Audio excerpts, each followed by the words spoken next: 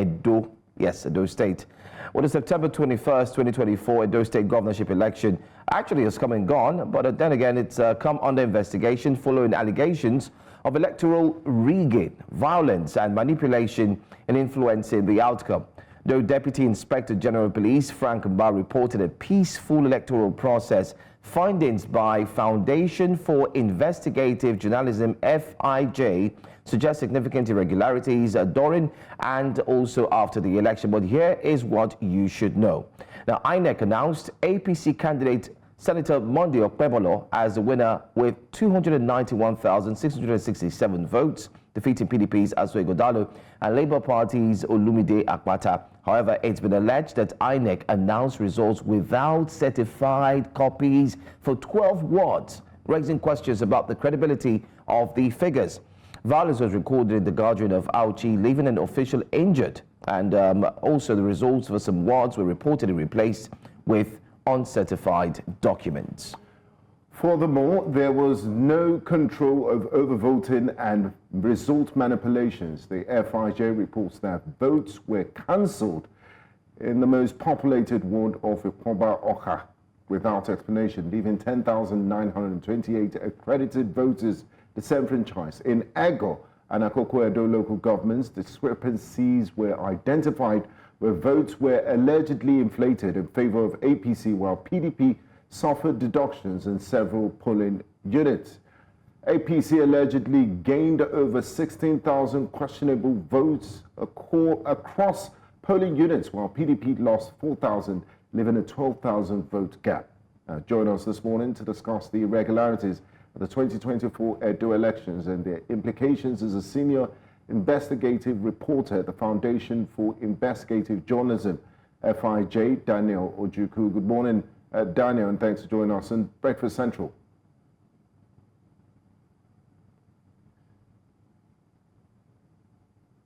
Daniel, could you kindly unmute your device? We can't hear you. Thank you. Okay, great to have you, Daniel. Let's start off with this. Quite a lengthy investigation conducted by the FIJ. Could you just point us to what inspired the FIJ to carry out this investigation, and if you can share some of the highlights of your findings? Okay, so the Edo election had been dubbed controversial for a while. Several entities have come out to say that they have reviewed it. Several CSOs have done the same. They have said that their findings show that there were irregularities.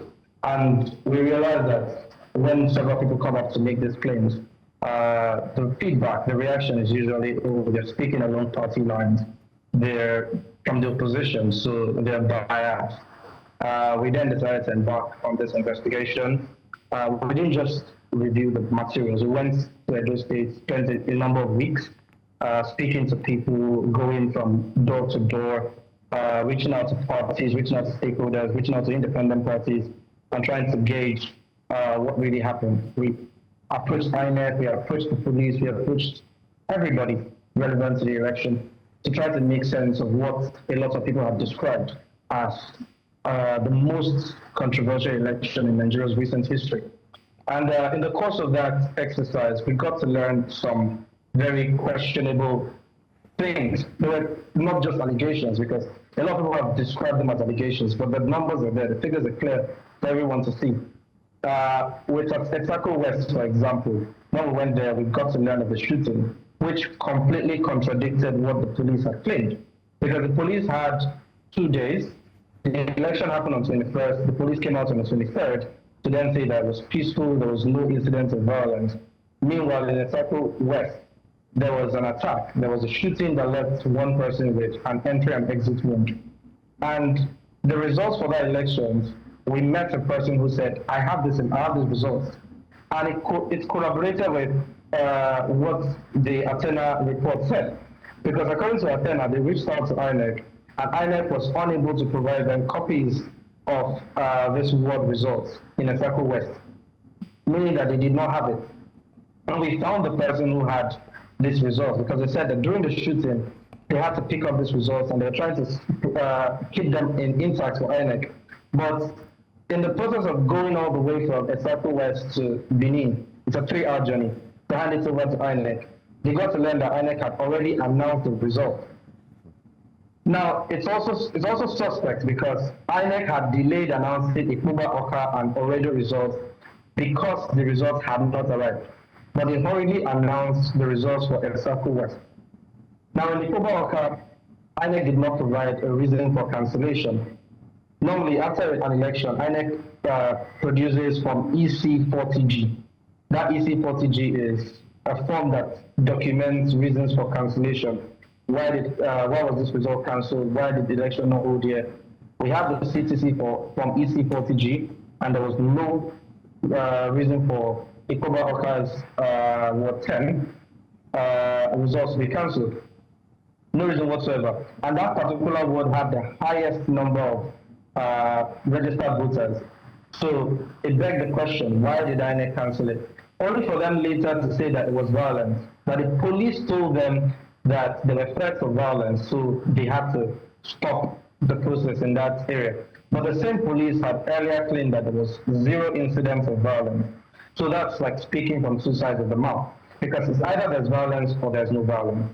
Now, if you then go to word by word polling units, we were able to find no fewer than 300 polling units where the vote inflation favored the APC. Now, this inflation happened in several ways. There were some polling units where the PDP's results were reduced and every other thing was left the way it was. There were polling units where the APC's results were inflated and the PDP's results were reduced. Now, I'm mentioning the APC and PDP because they were the 2 leading parties.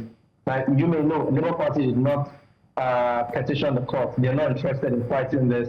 They already said they've accepted their fate and all that. But the Labour Party came a distant third. And the incidences of voter manipulation did not affect them so much in the sense that it was able to upturn what the APC had. But with the 2 leading parties, the APC and PDP, there were cases where from EC8A, which is the polling unit's results, then the CTC for EC8A as well, tally, but on the CTC for EC8B, which is the ward collation, had an entirely different figure. So you could see 500 added to a result, you could see 400 added to a result, you could see 200. There was ridiculous inflation of results. And almost every party participated in this, but they benefited to certain degrees. PDP had results that favored them, that is, inflated results that favored them at the polling units. But when they got to the ward level, those inflations were taken away from them, and then it was given to the APC. So it's no longer an allegation. These are results that INEC produced themselves. You could see the CTC, that's the certified true copy, which is INEC saying that this is what we have. This is what we relied on to declare this, to call this election. But the IREV portal, where the INEC results are collated and published, contains an entirely different thing. So is INEC saying that the IREV, the polling unit results which we relied upon are wrong, or they're saying that the ward results which we published are wrong? Now, it's double jeopardy, because if you claim that the polling unit results are wrong, then you relied on nothing to declare the ward collation. If you say the ward collation is wrong and the polling unit results are correct, which means you did not collate the results at the end of the day. So either way, it's double jeopardy for INEC. All right. I mean, you've given a lengthy explanation on what these findings have indeed resulted in. I think we'd also like to implore our viewers to go ahead to FIJ, check the website, and you would see these findings. They're quite intriguing, I must say. You know, breaking it down. I mean, a great job done in terms of breaking it down, putting things together, and showing receipts. Yeah, receipts, proof, and what happened. I also want to put a 2-point question to you. I mean, your explanation has indeed covered every single thing. There seemed to be an INEC official who was shot in that report of yours. And I'm made to understand while I was going through the report and also read his statement, when they were going to collate, if I'm right, to put the entire results together, they weren't allowed into that building. because it was heavily guarded by security operatives. However, eventually they got in, but in the process, the gunshots rained in that particular building. And who else could have done that? In his response, he said it was definitely the policemen. So I want you to help us with a recap on what really happened concerning that aspect, so that we can highlight the differences between what the police had said and what someone who was there and was shot in the arm actually said as well. Okay. For clarity's sake, the NGO G2 who was shot was actually the local government deputy chairman. Okay. Right?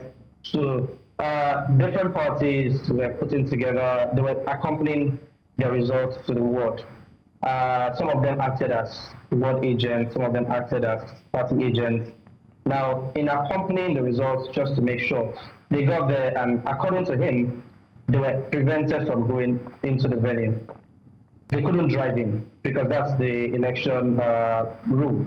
You have to go on foot, you have to, the movement was controlled. So we visited that location, and there's a DSS office just beside it. He said that there were policemen, there were soldiers, the whole place was heavily guarded as of that night when they got there. They got there late in the night, around 11, 12, and they were there till about 3 a.m. Now, we said that while they were there, the INEC officials were collating the results, and they were observing. All the observers were there, all the parties were there represented, and everybody was just waiting as collation was ongoing. Two results had not arrived yet. 2 wards had not arrived yet. It was just about 10 that they had at the time. And while the whole thing was going on, he said he noticed some people started exiting the hall, which was odd to him. Now, they were exiting the hall, the next thing, gunshots everywhere. And in that chaos, it was impossible for him to gather himself, make sense of what was going on. He just started crawling out of the building. People were running helter-skelter. And then later on, he was rushed to the hospital, and he realized that after reporting to the police, there was no arrest made. There was no documentation of people who were caught. There was no return fire. It was all fire in the same direction. They were shooting in one direction. And it was very odd because with that amount of security, the number of people who were deployed in that state and in that local government, you would have expected at least one arrest or a police statement, something. Even if you're unable to catch the culprits or you're unable to gun them down, you're supposed to at least put out the statement, say, look, we are aware of this incident. But the police did not have that incident report. So if you have an LGA that is heavily guarded with police presence and military presence, and nobody was able to come out to say, we witnessed an armed attack on us, and we are hell-bent on catching these people, it brought OG2 to the conclusion that the police were involved. Now, we presented this question to the police, are you aware of this incident?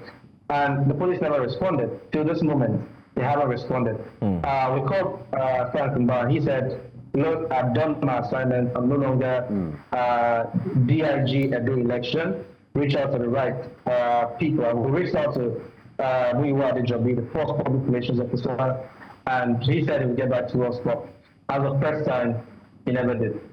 Now, Daniel, looking at the FIJ report, quite a lot of things to unpack, but what's one of the biggest indictments is INEC, because your findings said that INEC failed to fully deploy BVAS, the Bimodal Voter Accreditation System, during the elections in many parts, and also you indicted INEC in a few other places. What does this say about INEC's commitment to transparency and full independence? Okay, so this report has proven that the Edo election was heavily flawed. Now, the only party who is responsible for credible election in Nigeria is INEC. So if the election fails, it means INEC has failed. Now, in the case of the beavers, we saw incidences where beavers would accredit about 200 people, 800 people, and then you have results of 2,000 votes. Now, it's odd because to get 2,000 votes, it means that you're spending more than a day accrediting voters. That's to be frank with you. Because the whole accreditation process, if you break it down, to accredit to one person, it takes a lot of time. So to then accredit 2,000 in one polling unit, and you're accrediting and accrediting up to the point where people are able to cast their ballots, is not possible. Which is why in the 2019 or 2022 INEC guideline, they stipulated that each polling unit would have about 500 registered voters. So the intent on creating polling units which would have a maximum of 500. So it allows for people to cast their ballots effectively. 2,000 is times 4 of that number. So the beavers are capturing about 200 people, 500 people, 800 people, and you're having results of 2,000 votes. And the excuse they will give, or rather the explanation they will give is, oh well, we went to manual accreditation. But then there's a beaver system which is supposed to curb any irregularities, but the INEC would, because of some incidences, they'll say, oh yes, we have to pursue a different route. Now, if you do your research, you'll find that Phyllis Schreiber's work, even his polling units, he had earlier claimed on national TV that they were unable to accredit voters as of 2 p.m. It was impossible. But at the end of the day, that ward had the highest number of votes amongst other wards in that local government. So if as of 2 p.m. you're unable to accredit enough voters, and then you're heading to the end of the day, and elections end as of probably with some extension, 7, 8 p.m., then it begs the question, are we really conducting an independent election? Are we really ready for electronic voting? Are we ready for, because everything is still manual. And whenever there are irregularities, we go back to, oh, we had to succumb to the manual accreditation, we had to succumb to manual processes, we had to do some, which nobody can see. So it kills transparency. The IRF was supposed to uphold transparency, Beavers were supposed to uphold transparency, but every time we distance ourselves from this, we saw it in the 2023 election, where it was claimed that IRF, Beavers are all INEC's personal property, so INEC can decide what they want to use or not. But for the sake of transparency, it's ridiculous when you have a few hundred people accredited by Beavers and then thousands of people voting in the same ward and the same polling unit, and then you have discrepancies in numbers. Anyway, I'm sure INEC would definitely respond to this journalism research, all the hard work put in by FIJ. Let's see what INEC will come up with. Just before the news cycle starts, I'm very sure that they would come up with something. But it's also important to note that the case is currently in court. And the PDP has taken the APC to the election tribunal. So the governorship elections is being contested as we speak. Sure. Anyway, I want to thank you so much for joining us, Daniel Ojukwu.